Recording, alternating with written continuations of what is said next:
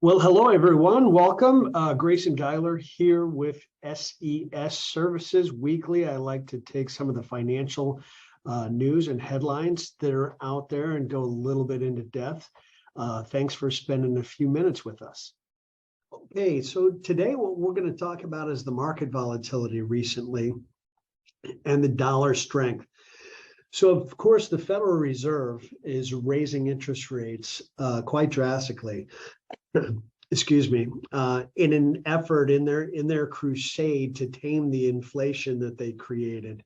You know, as a year ago today, the national and really international economy was well out of the COVID crisis, yet the Federal Reserve still had the pedal to the metal with all the bonds that they were buying in the open market and essentially zero interest rates. So they kept the pedal to the metal too long.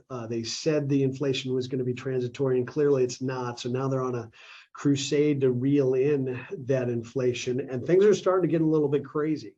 I mean, we mentioned a couple of weeks ago, we were pleasantly surprised the U.S. economy and markets had held together a little better than we had expected with the aggressiveness of the Federal Reserve. And we said, hey, if you feel like you have too much risk in your portfolio, this is a good time to lighten up, because the Fed was planning to raise interest rates the next week. So I'm referring to our talk 2 weeks ago. It's been a very nasty 2 weeks for financial markets all around the globe. And what's starting to get really concerning is the currency moves around the globe. Now, we even had discussion, there were rumors out there about a coup, a military coup in China. Looks like that's probably false. But when you have rumors like that flying around, some of the financial markets really get wild. We had an enormous drawdown in the British pound. British pound new all-time low against the US dollar. So we fear that things might be starting to break apart a little bit, which is, with the aggressiveness of the Fed, a little bit disconcerting. Of course, a couple of weeks ago, it didn't look like we were going to get into this, but since then, the Fed has raised rates and they've come out very hawkishly, meaning they are implying that they intend to continue doing so. With the big moves in the currency markets, a lot of the commodity markets, the Federal Reserve was talking, in the spring and early summer about raising rates because commodity markets were running so hot, and so many of them have turned all the way back over and given up those big price hikes from the early summer. Crude oil's down at almost $75 a barrel. So things have changed quite drastically since the Fed started raising rates. And we have talked about the inevitability that financial markets are going to have some trouble with the way central banks behave, with just pouring free currency, free money, free credit onto these financial markets. We've always referred to the Japanese central bank as the worst perpetrator of this. We call the Japanese yen. We've been doing it for years, called the Japanese yen, the canary in the coal mine. Well, now things are getting even crazier over there in Japan. Last week, well, first off, you'll see just in the last few months, this is from April of this year. Sorry about that. From April of this year, the yen's given up about 20%. Remember, the Japanese economy is the third largest in the world. So a move like this down versus the US dollar in their currency, you start to worry it might disrupt financial markets. Well, the Japanese central bank came in last Thursday, and you can see this enormous trading bar here representing the value of the yen versus the dollar. A huge move. The Bank of Japan was trying to support the value of the yen, which they did for one day. And now it's turned all the way back over and given up the gains from last Thursday.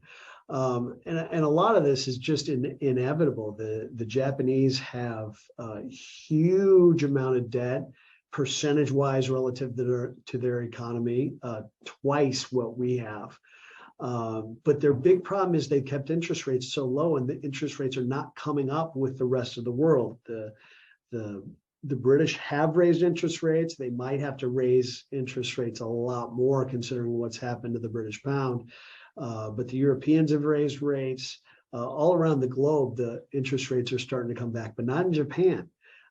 So if they're going to hold interest rates down, what are they going to do with the value of their currency? And they're starting to see some real problems that if interest rates can't go a little bit higher along with the rest of the world, the price of the currency is going to get a lot weaker.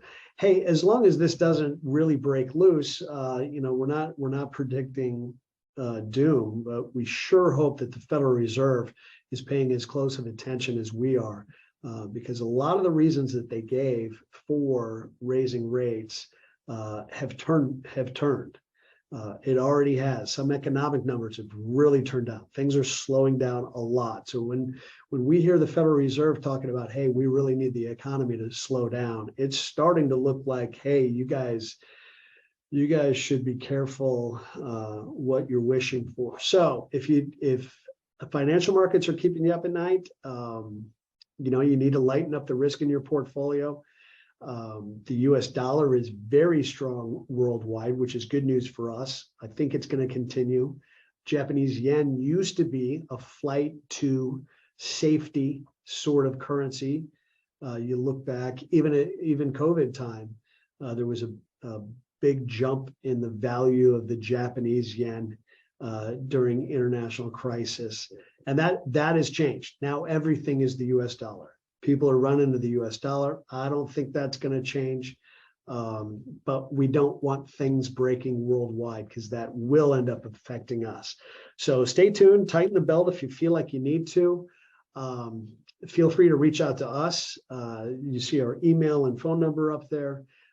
Down below, go ahead and click like, subscribe, forward to people if you enjoyed the presentation, and we'll see you again next week. Thanks for your time.